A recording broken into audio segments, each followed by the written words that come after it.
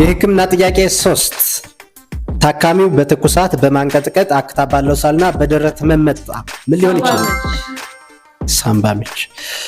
ሽንት ቶሎ ቶሎ ይመጣዋል። የውሃ ጥም አለው። የክብደት መቀነስ አለው። ድካም አለው። ከፍተኛ የሆነ ድካም። እድሜው ደግሞ 28። ስኳር፣ ዳያቤቲስ፣ ፖሊሲምፕተምስ። የውሻ ሳል የምንለው በሚተነፈስበት ጊዜ ህፃኑ ሲጥጥ የሚል ድምፅ አለው። የጎረነ ድምፅ አለው። ክሩፕስ። ትውከት፣ ማቅለሽለሽ፣ ቀኝ ጡት ስር ህመምና ትኩሳት። አኪዩት ኮሊስታይቲስ ምን ማለት ነው? ድንገተኛ የሆነ የሐሞት ከረጢት ብግነት ማለት ነው።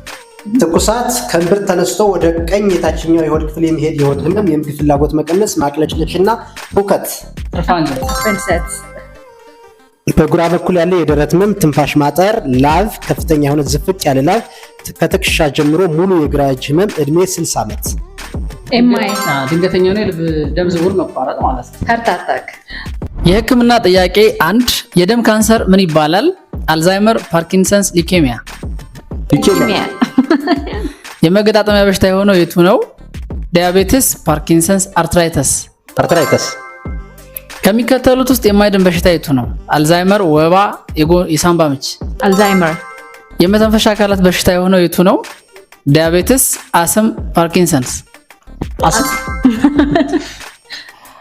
ጉበትን የሚጎዳው በሽታ የቱ ነው? ጋስትራይተስ፣ ሲሮሲስ፣ ፓርኪንሰንስ። ሲሮሲስ። ከእይታችን መጎዳት ጋር በቀጥታ የተያያዘው የቱ ነው? ወባ፣ ሉፐስ፣ ካታራክት። ካታራክት።